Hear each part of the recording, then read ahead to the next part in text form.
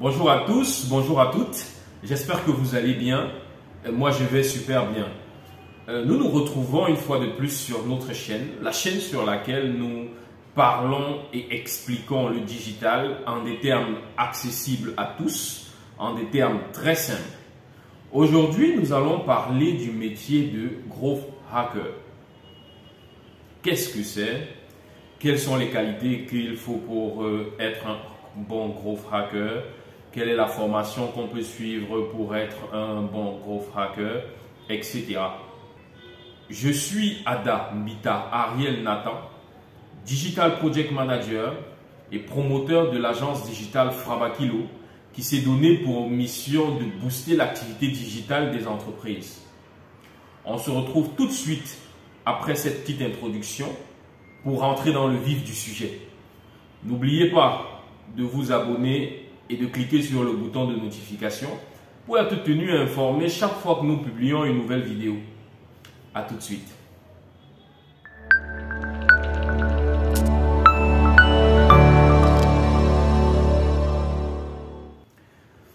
Bienvenue une fois de plus sur cette chaîne. Nous allons directement rentrer dans le vif du sujet. Le métier de growth hacker, qu'est-ce que c'est? Déjà, le growth hacking. Dans growth hacking, on a growth qui signifie croissance et on a hacking qui vient du verbe to hack en informatique qui signifie pirater. Donc, on peut dire de manière très simple que le growth hacking, c'est le piratage de la connaissance. S'il faut expliquer ça un peu plus en détail, on va dire c'est la maîtrise d'un ensemble de techniques marketing digital ou classique alliées à un état d'esprit d'audace, de créativité non conventionnelle, permettant de mettre en place des stratégies de croissance rapide pour une entreprise, une marque, etc. Sachant cela, on peut donc dire que le growth hacker est cette personne-là jouissant d'un état d'esprit, parce que l'emphase sur l'état d'esprit est importante. C'est cette personne-là qui jouit d'un état d'esprit d'audace, de créativité, qui va mettre en place des stratégies innovantes en utilisant le marketing classique digital pour une croissance rapide de votre entreprise. Et c'est pour cela que c'est un métier qui est souvent très apprécié dans l'écosystème start-up. Parce que les start-up, comme nous le savons souvent, jouissent de budgets très limités et ont pourtant besoin de croissance très rapide. Ils font donc souvent appel à des growth hackers qui vont utiliser les méthodologies, les techniques et les sciences de marketing classique pour innover sur des stratégies pour une croissance plus rapide. Et très souvent, c'est des stratégies un peu décalées, c'est des stratégies qui sont innovantes et qui permettent justement d'avoir une croissance fulgurante pour la dite entreprise.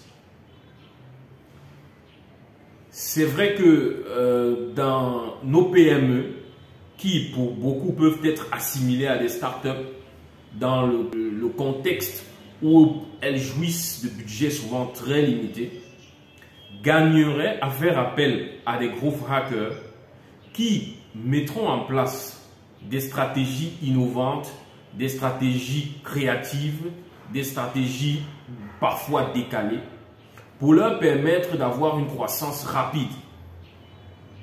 C'est ça le métier de growth hacker. Il existe 3 types de growth hacker: le growth hacker blanc, le growth hacker gris, le growth hacker noir. Le growth hacker blanc est généralement celui-là qui utilise des techniques légales, des techniques déjà utilisées par beaucoup de marketeurs pour générer du trafic. Par exemple, des tests de conversion, l'optimisation du tunnel de vente, le ciblage des cibles des concurrents, cibler ou bien identifier les mots-clés les plus utilisés chez les concurrents pour voler leur trafic, etc. Le growth hacker gris, quant à lui, est à la limite du légal en utilisant des techniques qui sont vraiment à la limite du légal pour vous faire avoir une croissance très rapide, notamment la récupération sans autorisation d'email des concurrents sur les différents réseaux sociaux pour leur faire des mailing lists, etc. Et bien entendu, le gros hacker noir est celui-là qui utilise des techniques illégales avec pour logique pas vu, pas pris. Techniques illégales comme par exemple aller voler du contenu sur d'autres sites pour reposter sur son propre site sans pour autant identifier ou bien citer la source. Des exemples comme ça, il y en a plusieurs.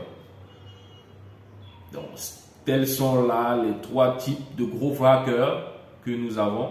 Maintenant, en fonction de la stratégie de l'entreprise, l'entreprise peut être orientée ou bien peut demander à son gros hacker d'être gris, blanc ou noir. À vous de choisir. Les compétences d'un gros hacker. Pour être gros hacker, il faut avoir différentes compétences, une multitude même de compétences, parce que vous êtes dans l'optique d'utiliser ce que les autres font avec une certaine innovation, une certaine audace pour avoir une croissance rapide. Et pour cela, vous devez avoir des compétences diverses et variées, sans forcément être un spécialiste dans chacun de ces domaines de compétences. S'il fallait relever quelques-unes des compétences que doit avoir un gros hacker, on aurait la capacité à analyser les données provenant des différents réseaux sociaux et Internet, de les analyser et d'en tirer les informations pertinentes, des compétences de community management, parce que très souvent le gros hacking ça se passe sur Internet. Et pour savoir mener, gérer ces choses-là, il est bon d'avoir des compétences dans le community management. Maîtriser les outils et les technologies du web de manière générale. Avoir des petites compétences en sociologie, ça peut être intéressant. Avoir des compétences en référencement naturel, ça c'est vital je pense. C'est très important. Des compétences en référencement naturel, analyse de données, etc. Bon, vous allez voir dans la description de cette vidéo, il y aura une liste des compétences. C'est vrai qu'elle n'est pas exhaustive. Là, on a juste mis les compétences les plus importantes, sachant que l'état d'esprit reste l'élément fondamental pour déterminer la qualité d'un gros hacker. Comment devenir gros hacker en étant au Cameroun, en Afrique?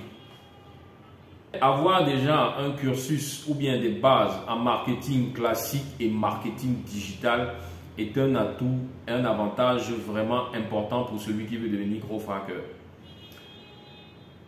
Il y a aussi du contenu sur YouTube pour devenir gros hacker. En suivant ces contenus-là de manière gratuite, vous pourrez aussi acquérir des compétences de gros hacker.